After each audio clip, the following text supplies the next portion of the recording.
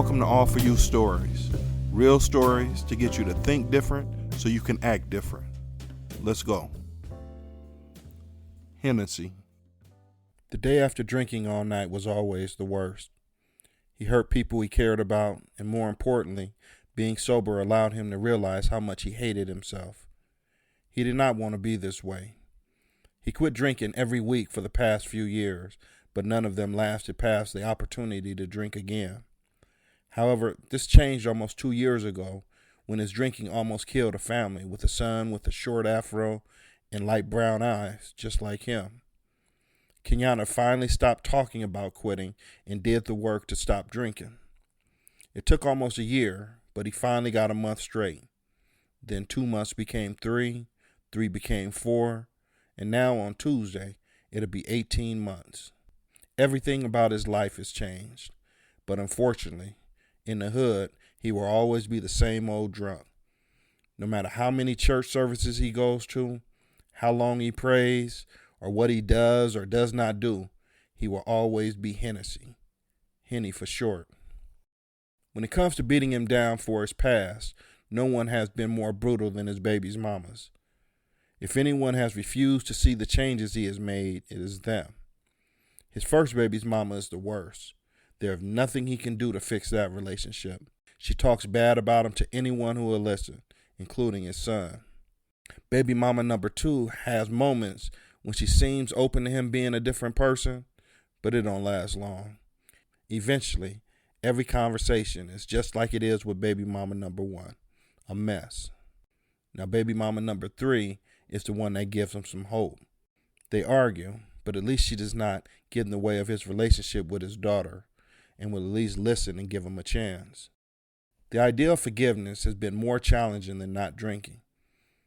It began with accepting God's forgiveness. It's still hard for him to believe, but he has mostly accepted that God does not hold his past against him. However, forgiving himself has been real hard. Knowing the damage he caused, the people he hurt, and the dumb ways he acted has been impossible to forget, let alone forgive. No matter what he does, staying away from bars, paying back money, keeping a steady job, and most of all, trying to develop relationships with his kids, he cannot escape what Henny has done. The other day, Kenyatta got into an argument with baby mama number 3, Kiara. She complained that what he gave her would not be enough, and although he agreed with her, they still argued. She primarily argued out of frustration from not being able to make ends meet, and he argued back because it hurt that she spoke the truth. "How am I supposed to pay the light bill with this?" she asked. "I'm giving you everything I can this month, and I'll do the same next month when I get paid in 2 weeks. If I had more to give, I would give it." I know, Kiara sighed. The phone went silent. Kenyatta broke the silence. "So can I talk to Keisha now?" "I told you she doesn't want to talk to you." "Just give her the phone, please." "I tried. She said you don't believe in her, so she don't want to talk to you." "Come on now, Kiara. Help me out a little bit." "Help you out with what?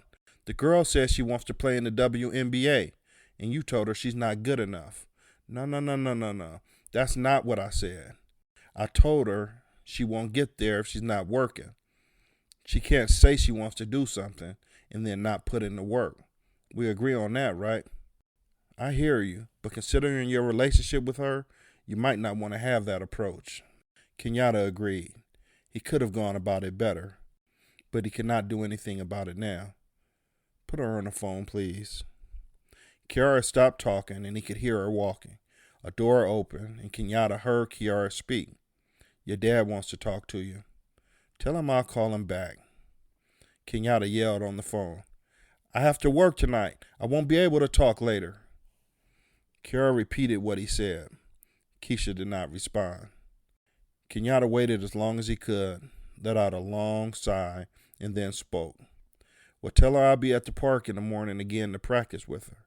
I hope she comes." Kiara told her, but again, Keisha did not respond. Work was work. Kenyatta moved, packed, organized, and prepared boxes that never stopped coming. A blister developed on the palm of his right hand, but it did not slow him down. At 4 a.m., he took his 30-minute break and then got right back to it. While others talked, Kenyatta worked. It may not have meant much to others, but creating a new identity meant everything to Kenyatta. Henny did not exist here, and the person he wants to be is all anyone would ever know. When he finished his shift, he took the bus to the park. The sun had risen and now shined brightly from the east. He said a quick prayer that Keisha would show up. He retrieved the basketball he hid in the bushes from the last time he hoped she would show. After about 20 minutes, Kenyatta knew she would not be there. He wanted to be mad, but knew he couldn't. He wanted to be sad, but he would not let himself feel that either. Instead, he pulled the sobriety pen out of his pocket and gave it a squeeze. Things were still bad, but not as bad as before. He hit the basketball in the bushes again, hoping he would need it one day. Then he sat down on a bench near the courts. Before long, he fell asleep. He slept so deeply, he did not hear the conversation of two kids who passed him. "Is that Henny? I ain't seen him in a minute." "Me neither, but there he is."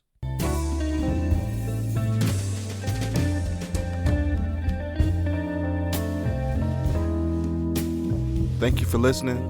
Please subscribe, share with someone else, and do what's got to be done. Peace.